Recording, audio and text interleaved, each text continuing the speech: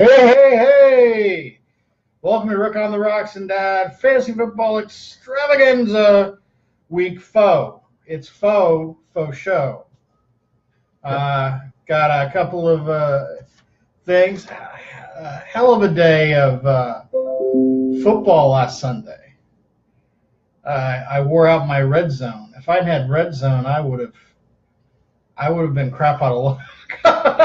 I watched red zone for like 6 hours or something like that. Yet again, as the NFL will eventually show you, it decided week 3 that you can't count on anyone particularly doing anything that you think that they will. Exactly. That was pretty much, I took away that was the theme from week 3. And I believe I emphasized that last week, and Yes, I'm going to emphasize it again this week. Okay? But first, and in fact, it'll tie right in nicely, we're going to have story time. Yes, indeed. Bring the kids, everybody up close. We have a very short story time leading into what he's just been talking about, so I'll do it now. It's a continuation. We didn't even prep. We're that good. No, it's a continuation of The Wizard of Oz. And we have Dorothy and Toto and the Tin Man and the Scarecrow and the Cowardly Lion. And the Cowardly Lion are on their way to Oz to get the various things that they're looking for. And lo and behold, our enemy, the Wicked Witch from the North, and her little flying, whatever the heck they are, monkey-like things, come along, grab them all, and take them to the witch's castle up on the hill. With the idea, I presume, of, doing away with all of them. But this was a children's story. It is a children's story. It's also mainly a fantasy story. Okay, this is a fantasy story. Now, needless to say, Dorothy is beside herself, but she's determined that nothing is going to stop her and her friends from getting to see the Wizard of Oz. So what happens? Lo and behold, at the last second, she throws water on the witch melts, and they're back on their way to Oz. Okay? Now, what's the moral to our story? The moral to our story is the NFL is a dumpster fire. The NFL is like the Wicked Witch from the North. No, the Wicked Witch of the West. The West? Was it West? Yeah, North? The one in the North is a good one. The Wicked Witch of the West Glinda is a good one. Whichever is the bad witch, doesn't matter. Which witch is a witch? That's what we always say in fairy tale land here. But anyway, like a fantasy. This week in fantasy, I did okay. But once again, some of my players apparently have been kidnapped by the Wicked Witch. Once again. But you know what you have to do when the Wicked Witch captures your players? They have a lousy game. They're really sucky. And that happens a lot. I had several players, including one of my prime players, Michael Crabtree. Yep. Number 1 wide receiver for the Oakland Raiders. I lived with him last year as far as my fantasy is concerned. I'd plug him in. He'd get his 15 to 20 to 30 fantasy points every week. Yep. No sweat. This week, 1 catch, 7 yards. And as if that wasn't bad enough, his partner, Amari Cooper, the other wide receiver, did even worse. He had no catches. And needless to say, Oakland lost. Now, am I going to take Michael Crabtree, toss him aside? No, indeed. I'm going to keep plugging him back in. Because he's proven himself over a period of time. And that's how you have to look at fantasy. You take players that you know in your heart, in your mind, whatever, on paper, however you want to do it, have a track record. You keep putting them out there. And sooner or later, good things are going to happen to you because it's a long season. All right? Now. Yeah, and that's the thing is on one hand, you've got Crabtree, who you know is this all-star player, is going to make you a lot of points for fantasy. The flip side of that coin for this past week was then you've got the 2 running backs from Chicago combining for almost 200 yards and have now given themselves officially nicknames Thunder and Lightning. I've seen several different nicknames that people are using for them. Don't rush out to grab those guys. As much as I'm a huge, everybody knows we're huge Bears fans, but I wouldn't be dumping off my other players for Thunder and Lightning. Well, I would. Oh, would you? Yes. Okay. Jordan Howard is a proven back.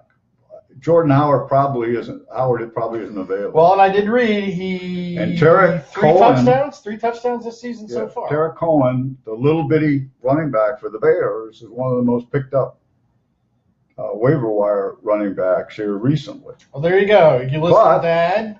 That's part of playing fantasy. You try to ride the hot players. For instance, this week the most added player is Chris Thompson, the running back for the Washington Redskins. Mentioned him last week. Yep. I recommended you pick him up. If you'd done that, you would have had a big chunk of points if you'd played him. He's the most added player in fantasy in both NFL.com and ESPN.com leagues as of today, as a matter of fact. Now, they have a tough matchup coming up tomorrow night against the Packers, but quite honestly, the Packers defense isn't much.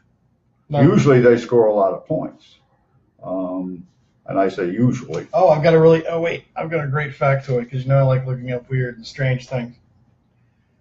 Aaron Rodgers, because we're talking about Green Bay playing Chicago tomorrow. Aaron Rodgers has beaten the Bears more than any other team that he's ever played in his professional career. Yeah. Did not know that. Thought that was kind of a cool. So the euphoria for us Bear fans is going to last until tomorrow night, undoubtedly. Yeah, I'll be rooting for him. I'll be watching the game, but that's one of those games. If I had Tariq Cohen, actually I have Tariq Cohen in a couple of leagues, or Jordan Howard, I might play them against Green Bay because Green Bay's Achilles heel is their defense. Their defense is not very good. Well, and the NFC North is going to get kind of adjusted this week. You've got 3 teams tied for first, and of course the Bears at the bottom, but all 4 of the teams are playing each other this week. Because the other matchup, you've got the Vikings and Detroit. Well, let me give you a couple facts. These are interesting about the NFL being how ridiculous it is and how hard and difficult it is to pick them. After 3 weeks, there are exactly 2 teams undefeated that are 3-0. That would be Atlanta and Kansas City. Yep. There are 5 teams without a win. Okay, so that's 7 teams. All the rest of the teams, more than 20 teams, are either 1-2 or 2-1. Yep. That's what you got. That's what I've got in all 5 of my fantasy leagues. I'm 0-3-1, 1-2-3, and 2-1-1. Wait, ours were 1-2. Yeah. And we won big this week. Yeah. And we won by 40 points. Mine and Rick's team won by a ton this week. After 2 weeks of just being even our horrible. bench, it was, I don't know what it was. Everything clicked. Even our bench, everybody on our bench scored a ton of points. So you just never know. It goes back to what I've been talking about this whole time. 1 week up, 1 week down, as far as the players are concerned. So you have to do the best you can. Quarterback's a particularly tough position to figure out. Another story. Last week, we recommended, Baltimore Ravens. Take their defense. Take their defense. And I'm not the only one. We weren't the only ones. Believe me, everybody was recommending them. Because they're going to London, and they're playing an early game Sunday morning against those woeful, pitiful Jacksonville Jaguars. Now, Sunday morning, I had gone out. I'd gone to the beach and done my walk and did a couple other things. I came home. By the time I got home, the game had only been going on for about an hour. Jacksonville was already ahead 28-0. And the defense that I'm recommending to everyone, and I have on all 5 of my fantasy teams, was about at a -2. Well, where did we end up? -6. Yeah. So I've got -6 in all 5 of those leagues. Needless to say, I'm going to try a couple different defenses this week. But we have this theory that possibly Baltimore got caught up in the London nightlife and showed up to the game. And I actually heard someone today talking about it, saying that because Jacksonville has been over there before to play that game, and Baltimore hasn't, that may be exactly what. Well, they've known how to deal with the jet lag a little bit better. They, sure. I mean, you could. And believe it or not, there's another London game this week between who is playing in that game. I got so many things.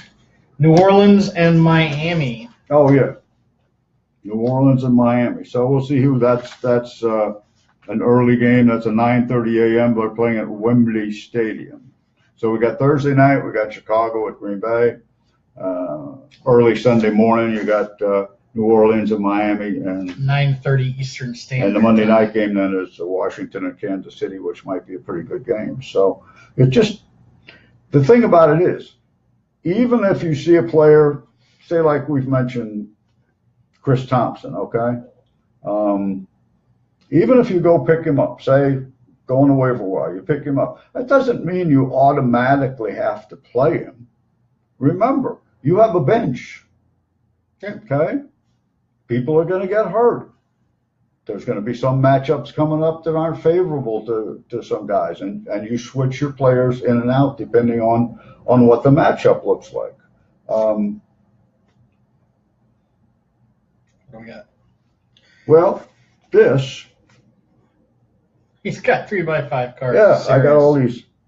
Here's the quarterback ratings for a couple of players, a couple of guys that are available right now. If you went on ESPN.com in your league and we're looking for a quarterback. Blake Bortles. Blake Bortles, the first week of the season, the Jacksonville quarterback got benched. Yep. He was that bad. Okay? This past week, he scored 27 points. But this week, he's only guesstimated to have 14. Tyrod Taylor, quarterback for Buffalo, 17 points last week, 18.2 they're estimating this week. Deshaun Watson. Buffalo, who's tied for first in their division with New England. Deshaun Watson, same thing. 20 points last week, 15 this week. Deshaun Kaiser, the young kid for Cleveland. 22 points last week, 13 this week. These are estimates, obviously. Phillip Rivers. Phillip Rivers, I had as my quarterback for a couple of teams. He scored 3.5 points. I could have scored 3.5 points. This week, he's playing in a home game. They're estimating he'll score 16.5. Andy Dalton, who's done nothing for 2 weeks, suddenly this past week, 16 points, and he's estimated to be getting 16 again this week. I don't know if I put my eggs in that basket. But. Yeah. So you just don't know. That's why it's so important to keep up with this stuff. I know that we've got a couple things. Oh, and here are the 5 guys, the top 5 quarterbacks right now in fantasy. Tom Brady, Aaron Rodgers, Carson Palmer, Drew Brees, Matt Ryan. So really no surprises there. You're probably not going to get those guys unless you want to try to work out a trade, which I would just think would be ridiculous. But maybe think about some of the guys that Dad's talking about. On our team right now, we've got Marcus Mariota and Alex Smith. We ended up with 2 solid 15, 16-point guys every weekend. I've used Alex Smith for 2 or 3, 4 years. Yeah. I use him as the backup, but I also use him anytime there's a favorable matchup, particularly when Kansas City is at home. He's very good. He's very steady, and that's why I like him. And often it's better to use him rather than to use somebody who may be a dumpster fire that you're not sure of, or they got a bad matchup. But he's a good, steady quarterback to plug in there whenever you have a chance. Who were some of the guys that you thought did really well last weekend? Last week, I guess. There was a couple. for one, the receivers at Minnesota. This was an odd deal. My man Adam Thielen. Sam Bradford, the Vikings quarterback, plays the first week and does terrific. Amazing. He's got Dalvin Cook, the running back. He's got Thielen, and he's got Diggs, the two wide receivers. And they score a ton of points. He gets hurt. Yep. Come back the following week, they have Case Keenum at quarterback. Well, a lot of people love. Well, there's a lot of faith in Case Keenum. And they pretty much did nothing.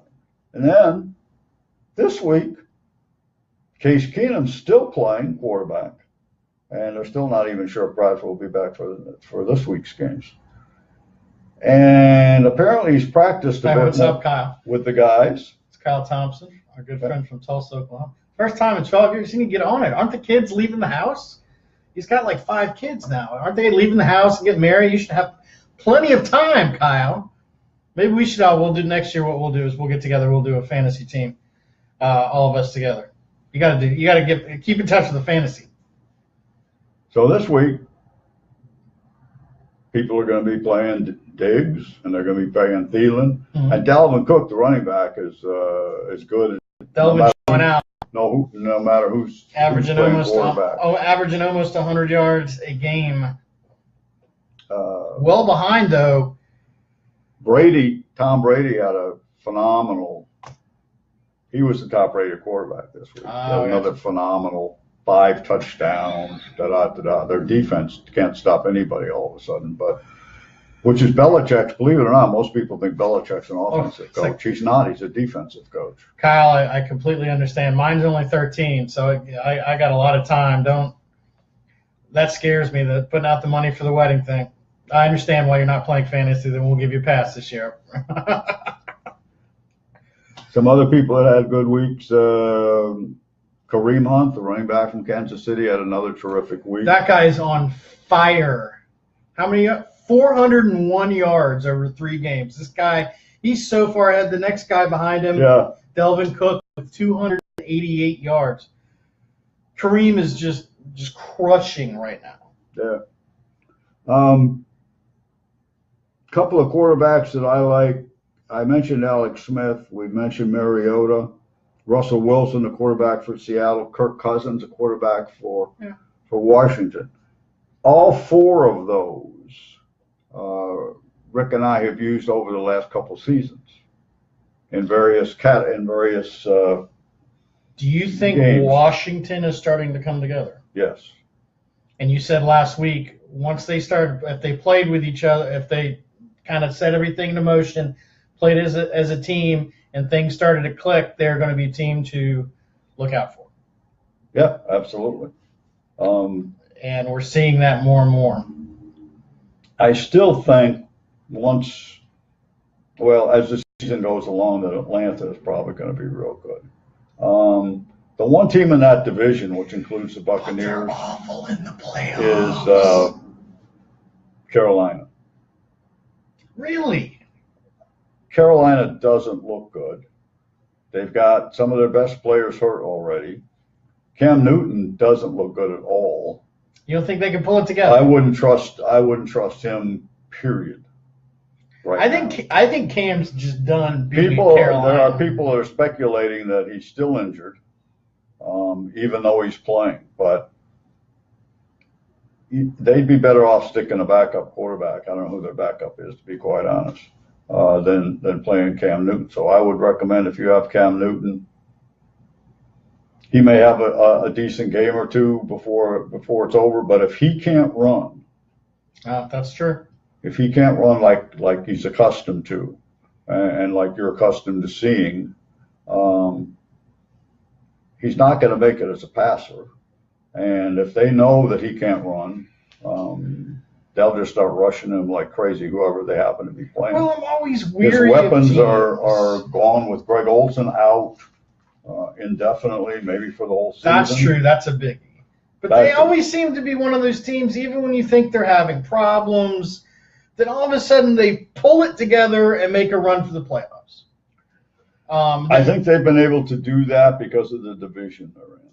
I don't know that they'll be New Orleans can still score a lot of points and look all right, but once again, that's another team that has problems with defense. They can score a lot.